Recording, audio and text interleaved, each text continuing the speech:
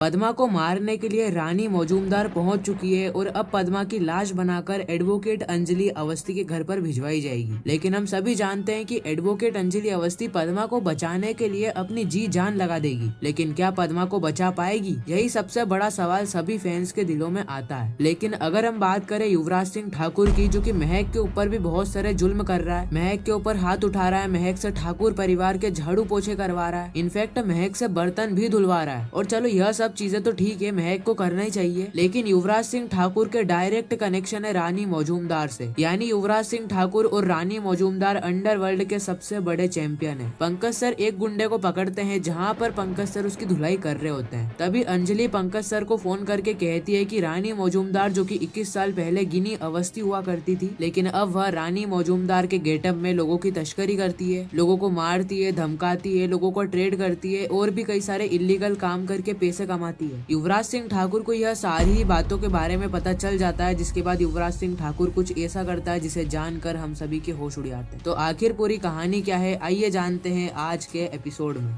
कहानी की शुरुआत होती है युवराज सिंह ठाकुर से, जहाँ पर युवराज सिंह ठाकुर महक को बहुत ज्यादा चिल्ला रहा होता है। महक को कह रहा होता है कि महक जाओ फटाफट किचन के अंदर बहुत सारे बर्तन पड़े मांज दो। महक कहती है कि यह सारे ही काम मैंने मेरे पापा के घर पे नहीं करे तो मैं ठाकुर परिवार में क्यों करूँ। इस वक्त तक युवराज का दिमाग सटक जाता है और वह महक को कहता है कि तुमने तुम्हारे पापा के घर में जो करा है या फिर जो भी नहीं करा है उससे मुझे मतलब नहीं है, तुम्हें तुम्हारे ससुराल के अंदर काम करना पड़ेगा, मतलब करना पड़ेगा। तुम्हें झाड़ू भी लगानी पड़ेगी, पोछा भी लगाना पड़ेगा और इस घर के सारे ही काम करने पड़ेंगे। युवराज इस वक्त तक महक को बहुत ज्यादा चिल्ला रहा होता है और कहता है कि तुम अगर काम नहीं करोगे तो कौन करेगा। महक कहती है कि मैं क्या इस घर की नौकर हूँ क्या जो मैं यहाँ सारे ही काम करूंगी। उसी वक्त वहाँ पर काव्या आती है और कहती है कि तुम नौकर नहीं हो तो क्या मैं नौकर हूँ? अगर तुम काम नहीं करोगे तो क्या तुम्हारी सासू माँ काम करेगी या फिर मैं काम करूंगी? अरे महक, तुम ऐसा सोच भी कैसे सकती हो? अरे ये तुम्हारा ससुराल है, तुम्हें तुम्हारे ससुराल के अंदर काम करना चाहिए। जाओ जाकर बर्तन मांजो, कपड़े धो, पोछा लगाओ, झाड़ू लगाओ। अरे यह सारे ही काम बाकी है और अभी तक तुम टाइम पास ही कर रही हो। महक की आंखों में इस वक्त तक आंसू आ जाते हैं और वह कहती है कि मैं यह सारे ही काम नहीं कर सकती हूँ, मैंने आज तक यह सारे ही काम नहीं करे, आज मैं एकदम से यह सारे ही काम कैसे कर सकती हूँ। युवराज कहता है कि देखो महक, ज्यादा अगर मुंह चलाया है ना तो तुम्हें यहीं से ही भगा दूंगा, फिर ना तुम्हें राजपूत परिवार रखेगा ना ठाकुर परिवार रखेगा, सिर्फ रोड पर भीख मांगती फिरोगी भीख। इस वक्त तक युवराज महक को चिल्ला रहा होता है और महक की आंखों में भी आंसू आ जाते हैं, इसलिए महक युवराज से कह देती है कि ठीक है मैं जाकर बर्तन मांज देती हूँ। लेकिन उसी वक्त काव्या कहती है कि सबसे पहले तो तुम तुम्हारी अंजलि भाभी को फोन करो और अंजलि भाभी से कहो कि यह सारे ही शर्तों को छोड़ दे, यह केस को भी छोड़ दे, तुम्हारे भैया की तहकीकात करना भी छोड़ दे और पद्मा को ढूंढना भी छोड़ दे, क्योंकि अगर पद्मा नहीं मिलती है या फिर मिल भी जाती है तो उसके बाद तुम्हारे भैया का तो कुछ नहीं होगा ना। महक यह सारी ही बातों को अंजलि को फोन करके बता देती है, जिसके बाद अंजलि महक से कहती है कि महक यह तुम क्या कह रही हो और तुम यह कहते कहते रो क्यों रही हो। महक इस वक्त तक कहती है कि अंजलि दीदी, मैं जैसा जैसा बोल रही हूँ बस वैसा वैसा कर लो, नहीं तो मेरी जिंदगी बर्बाद हो जाएगी। यह ठाकुर परिवार मुझे घर से निकाल देगा, मुझे जलाकर राख कर देगा, मेरा मर्डर कर देगा। अरे ये युवराज सिंह ठाकुर इंसान नहीं है, हैवान है हैवान, पता नहीं यह मेरे साथ क्या कर रहा है। अंजलि इस वक्त तक महक से बहुत सारी जानकारियां निकालने की कोशिश करती है, लेकिन इस वक्त तक काव्या महक से फोन को छीन लेती है और फोन को काट देती है। इस वक्त तक हम देख रहे होते हैं कि महक की आंखों में आंसू थे और काव्या वहाँ से चले जाती है। उसी वक्त युवराज महक के पास आता है और महक से कहता है कि महक, अगर तुमने बाकी कामों के अंदर आनाकानी करी है या फिर बाकी कामों को करने से मना करा है और अगर तुमने ठाकुर परिवार की झाड़ू पोछे बर्तन नहीं करे तो फिर महक तुम सोच लेना तुम्हारे साथ क्या हाल होने वाला है। जो हाल मैंने अभी पद्मा का कर रखा है ना, वह हाल तुम्हारा भी हो जाएगा। और वैसे भी महक, तुम तो बहुत ही अच्छी बच्ची हो ना, यह सारे ही काम तो तुम आसानी से कर दोगी। महक को तो कुछ कहने की जरूरत ही नहीं पड़ती है, महक तो यह सारे ही काम सबसे पहले कर देती है। युवराज इस वक्त तक प्यार से बहुत सारी बातें करता है, लेकिन महक को डराता भी है और महक की आंखों में भी आंसू थे। महक बहुत ज्यादा रो रही होती है। महक कहती है कि मैं यह सारे ही काम नहीं करूंगी युवराज, और वैसे भी तुम मेरे लिए इंसान नहीं हो बल्कि हैवान हो हैवान, और तुम कह रहे हो कि मुझसे प्यार करो, शादी करो। अरे प्यार तो इंसानों से करा जाता है, तुम तो हैवान हो हैवान, और तुम्हारे जैसे हैवान से मैं शादी करके तंग आ चुकी हूँ। युवराज इस वक्त तक महक की बातों को सुनकर बहुत ज्यादा गुस्से में आ जाता है और वह महक के ऊपर हाथ उठाने जा ही रहा होता है कि उसी वक्त वहाँ पर आ जाती है रथी। रथी युवराज को रोक देती है और कहती है कि युवराज, यह तुम क्या कर रहे हो? तुम अपनी ही पत्नी के ऊपर हाथ उठा रहे हो। हो? एक बार के लिए भी तुमको शर्म नहीं आई? युवराज कहता है कि इसमें शर्म कैसी, अरे यह मेरी ही पत्नी है, मैं ही मेरी पत्नी को हाथ लगा रहा हूँ, इसमें शर्म कैसी माँ, शर्म कैसी? रति इस वक्त तक युवराज से कहती है कि युवराज अगर तुमने महक से सारे ही काम करवाए हैं, अगर तुमने महक से बर्तन मंजवाए हैं, झाड़ू लगवाई है, पोछे लगवाए, तो मुझसे बुरा और कोई भी नहीं होगा। युवराज याद रखना, अगर तुमने महक से सारे ही काम करवाए हैं ना, तो मैं तुमसे यह सारे ही काम करवाऊंगी। और यह सारे ही काम तुमने महक को करने के लिए कहा क्यों? अरे महक अभी नई नई शादी करके आई है, महक ठाकुर परिवार की बहू है, और ठाकुर परिवार की बहू से कोई ऐसा काम करवाता है क्या युवराज? युवराज इस वक्त तक रति से कहता है कि माँ आप समझने की कोशिश कीजिए, अगर घर की बहू ही सारे काम नहीं करेगी तो इस घर के सारे काम कौन करेगा? आपकी उम्र हो चुकी है, काव्य दीदी यह सारे काम नहीं करेगी तो फिर बचता कौन है? महक ही तो बचती है ना। और महक अगर यह सारे काम नहीं करेगी तो हमको खाना कैसे मिलेगा, घर की साफ सफाई कैसे होगी? रति इस वक्त तक युवराज को समझाने की कोशिश करती है कि हम घर के अंदर मेड रख लेंगे, लेकिन महक यह सारे काम नहीं करेगी। रति इस वक्त तक युवराज को समझाकर वहाँ से चले जाती है।